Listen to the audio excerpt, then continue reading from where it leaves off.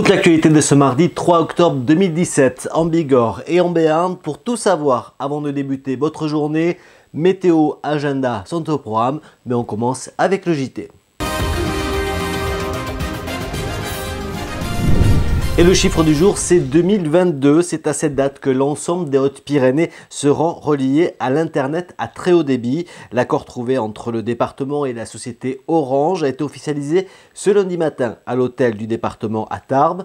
Dans 5 ans, Orange s'engage à relier à la fibre 90% des foyers des Hautes-Pyrénées. Pour les 15 000 foyers restants, c'est le département, avec le soutien de l'État, qui apportera une solution technique pour être relié au très haut débit. Au-delà de l'intérêt technologique, c'est aussi une énorme économie pour le département. Sans cet accord avec Orange, que l'on peut qualifier d'accord historique pour déployer le très haut débit pour tous les habitants des Hautes-Pyrénées, il aurait fallu au département au moins 15 ans, soit un horizon en 2032, et beaucoup d'argent, puisque nous avons chiffré le chantier à environ 270 millions d'euros. Cet accord va nous permettre aussi de dépenser moins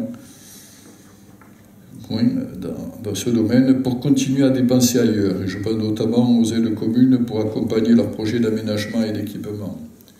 Il est évident que dans le contexte actuel des ressources des collectivités locales, nous aurions été amenés à faire des choix drastiques et douloureux. Alors pourquoi cet intérêt à l'Internet à très haut débit? La préfète des Hautes-Pyrénées l'a expliqué en quelques mots. L'accès au très haut débit, c'est la possibilité pour une personne souffrant d'une maladie chronique et habitant dans une partie reculée du territoire de consulter facilement et régulièrement des professionnels de santé sans avoir à se déplacer. L'accès au très haut débit, c'est la possibilité pour tous les usagers du service public où qu'ils habitent d'avoir accès à l'ensemble des services dématérialisés proposés par l'État, les collectivités territoriales et les entreprises. L'accès au très haut débit, c'est la promesse pour beaucoup de jeunes actifs de pouvoir combiner l'activité professionnelle et la qualité du cadre de vie en montagne ou à la campagne.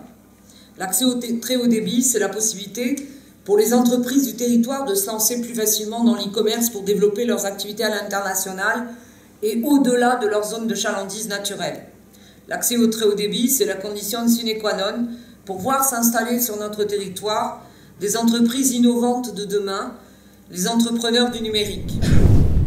Bienvenue à Tarbes pour le capitaine Jean-Charles Morat. À 35 ans, il prend le commandement du groupe de gendarmerie de Tarbes sous l'autorité du colonel Étienne. Ce dernier lui a rappelé ses objectifs: réduire le nombre d'atteintes aux biens, assurer la sécurité des habitants et accompagner la révolution numérique de la gendarmerie. Marié et père d'un enfant, rugbyman mais aussi écrivain, le capitaine Morat aura 121 gendarmes sous ses ordres, 6 unités et 4 communautés à Tarbes, dans le Val d'Adour et dans les Coteaux. Je suis issu de l'école spéciale militaire de Saint-Cyr. J'ai fait une première partie de carrière dans l'armée de terre et ensuite j'ai rejoint les rangs de la gendarmerie au niveau du concours des capitaines il y a 6 ans et c'est ma 3e affectation au sein de la gendarmerie.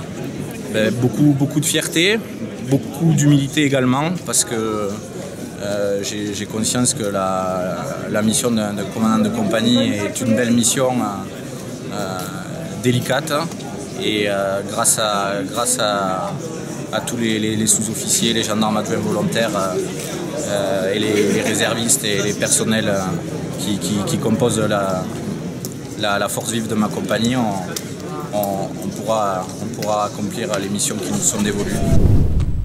Lui, il est là depuis déjà 1 an et c'était l'heure d'un premier bilan pour Didier Laporte, le président de la CCI de Pau-Béarn. Devant la presse, le jeune président est revenu sur le travail effectué au service des entreprises du Béarn, des entreprises toujours plus nombreuses avec 16 100 ressortissants contre 15 000 en 2015 et un solde positif entre création et fermeture qui augmente ces derniers mois. Didier Laporte qui a placé son action autour de 2 maîtres mots: la proximité avec les entreprises sur les territoires et le numérique pour favoriser la transition pour les services de la CCI comme pour les entreprises du commerce et de l'industrie. Vous retrouverez d'ailleurs sur HPTV l'interview complète de Didier Laporte au micro de la télé des Pyrénées. Parmi les points évoqués, celui du commerce de centre-ville qui a fait l'objet de nombreux débats ces dernières semaines sur Pau. Bon, d'abord, je pense que les commerçants, il va falloir qu'ils se fédèrent tous derrière les mêmes bannières et pas partir en ordre dispersé. Parce qu'à partir en ordre dispersé, finalement, on est improductif. ou peu productifs. Ça, c'est la première chose.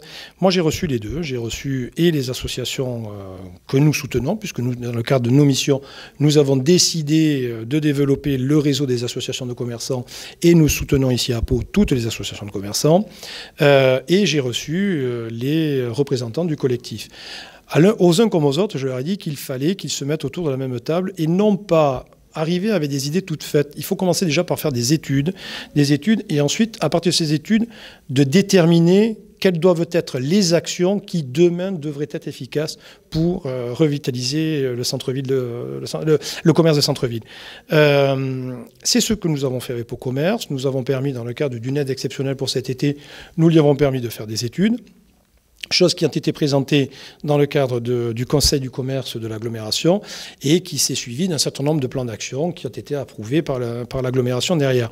Donc je vois qu'à chaque fois qu'on arrive à fédérer les gens, on peut sortir des projets et sortir des choses intéressantes pour redynamiser. L'actualité en bref, en Béarn et en Bigorre. On commence par la semaine bleue qui débute à Billère avec de nombreuses animations proposées pour toutes les générations, comme ces Olympiades intergénérationnelles qui seront proposées jeudi à Mourenx, ou encore des rencontres entre juniors et seniors autour du jeu. Ça sera les mardis 24 et 31 octobre au centre de l'AKO. La sécurité renforcée à Lourdes à l'occasion du pèlerinage du Rosaire de mercredi matin à samedi midi. La circulation sera interdite autour des sanctuaires et dans la ville basse de Lourdes de 7h30 à 9h, de 11h à 14h et de 18h à 23h. Et puis la Banque alimentaire des Hautes-Pyrénées recherche des personnes pouvant être disponibles sur une ou deux demi-journées par semaine, titulaires du permis VL pour conduire les véhicules de la Banque alimentaire et assurer ainsi la collecte des produits auprès des grandes surfaces sur Tarbes et dans ses environs et assurer également le tri des produits collectés.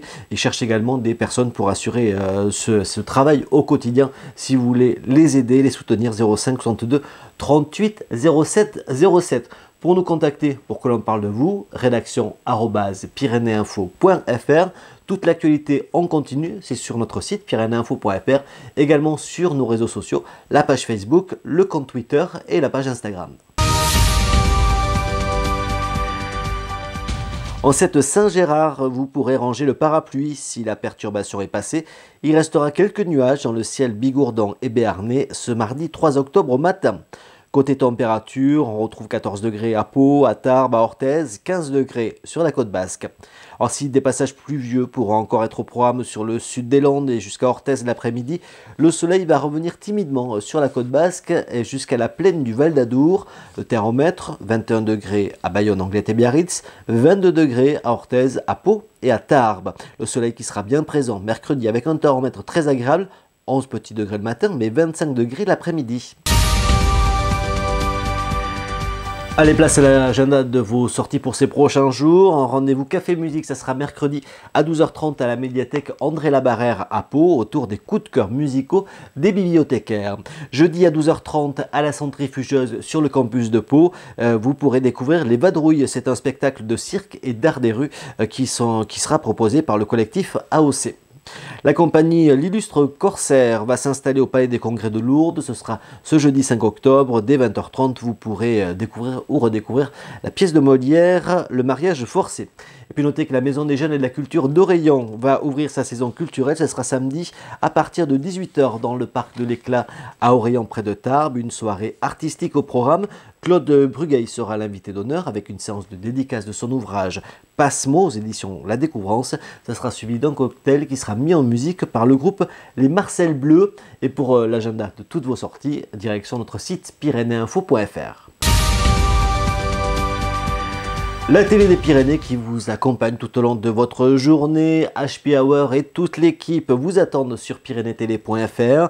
Concerts à ne pas rater, conseils pour les futures mamans, bêtisiers et l'éducation socio-culturelle au lycée Jean Monnet à Vic-en-Bigorre sont au programme cette semaine, mais aussi bien sûr toute l'info en vidéo avec nos reportages. Vous pouvez les liker, les partager, parlez-nous depuis votre PC ou votre smartphone, depuis YouTube, Dailymotion, Facebook, mais également Instagram et Twitter. Belle journée à tous.